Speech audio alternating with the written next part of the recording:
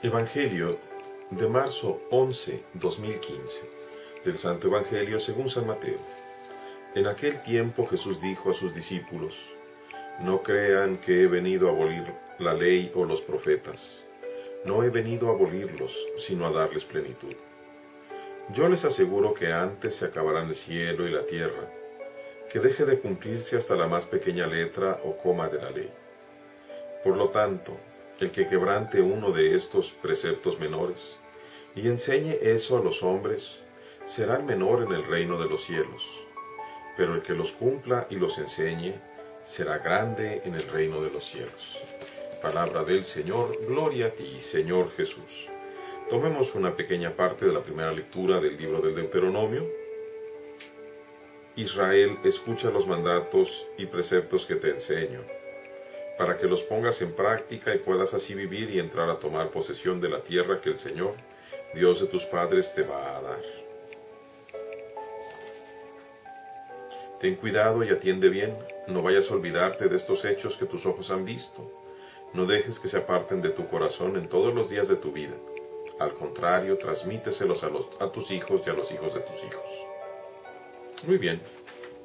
En la primera lectura vemos a Dios hablando a través de Moisés, diciendo que tenemos que cumplir los mandamientos y preceptos que Dios nos dio para vivir en la tierra que Dios nos ha prometido y que no se nos deben de olvidar. Vemos también al Hijo de Dios encarnado, a Jesús, hablando a los discípulos y diciendo: No he venido a abolir la ley o los profetas, sino a darles plenitud. Durante algunos siglos, sobre todo al principio de la cristiandad, hubo quienes llegó a pensar que Jesús venía como a cambiar todo, que había un Dios del Antiguo Testamento que era malo y que ahora con Jesús se nos venía a presentar un Dios bueno. Ahí estaba precisamente la herejía de Marción y de otros, que no les gustaba el Dios del Antiguo Testamento, porque cuando se lee y se interpreta mal, que desafortunadamente hay muchos que estudian la Biblia y lo interpretan mal, muchos hermanos nuestros, ya sean presbíteros católicos, ya sean pastores protestantes, cuando leen la cuestión del anatema y todo esto en el Antiguo Testamento, piensan en la furia de Dios, en la muerte, en el castigo furibundo de Dios. Y no es así. No es así. Cristo, el acontecimiento de Jesús de Nazaret, viene a dar una nueva luz a toda la teología. La Sagrada Escritura, como nosotros la entendemos, está desde el principio hasta el final, desde el libro de Génesis hasta el libro del Apocalipsis.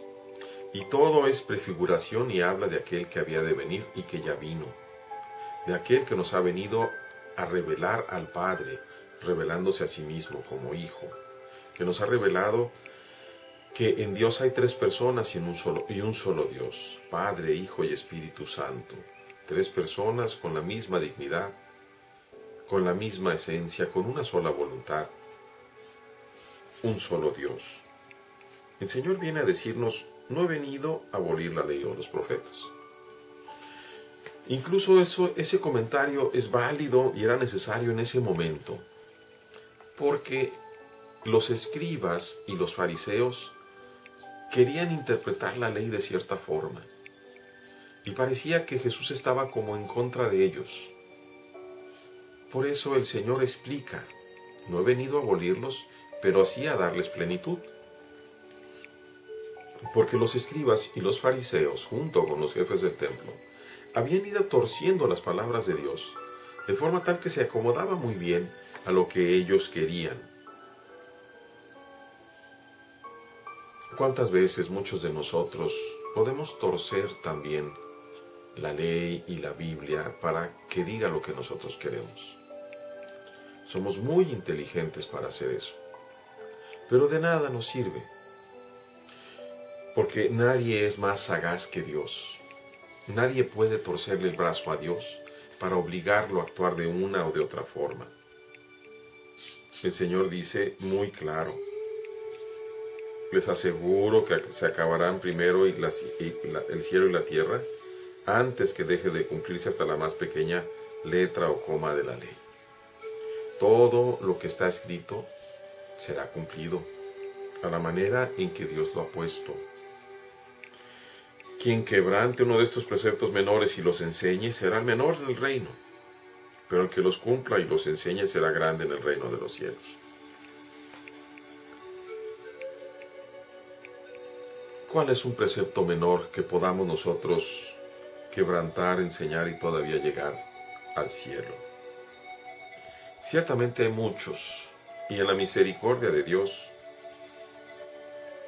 podrán pasar muchos pecados pequeños, muchas faltas pequeñas que pasen desapercibidas.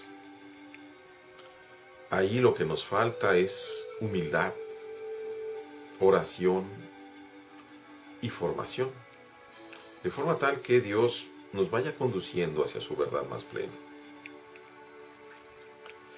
Pero sobre todo el Señor nos pone la meta más alta. Él dice: el que cumpla y enseñe los preceptos será grande en el reino de los cielos.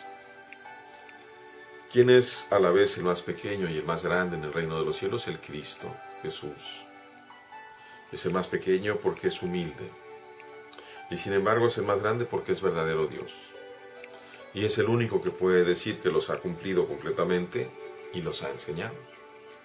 De ahí en fuera nosotros, que pretendemos seguirlo, estamos llamados también a imitarlo, a comprender los preceptos, las órdenes, los mandamientos de Dios y a realizarlos en nuestra vida. En eso somos responsables. Amarás al Señor tu Dios con toda tu conciencia, con toda tu vida y con todas tus fuerzas. Yo soy responsable por mí mismo de amarlo así. Amarás a tu prójimo como a ti mismo, mas todo lo que de ahí se deriva. Yo soy responsable para hacerlo en mi propia vida. No puedo fustigar a los otros que en su libertad no lo quieren hacer. Solamente puedo llamarlos como hace Dios conmigo y con todos, de una manera dulce, exhortarlos, mas no intentar, por ejemplo, mocharle la cabeza a alguien, como hacen nuestros hermanos fanáticos, algunos de nuestros hermanos fanáticos islámicos en estas fechas. No, eso va en contra de Dios y en contra de nuestra naturaleza humana, en contra de nuestra dignidad humana. Queridos hermanos, pensemos justamente y tratemos de comprender, de conocer, comprender y enseñar todos los mandamientos que Dios nos da.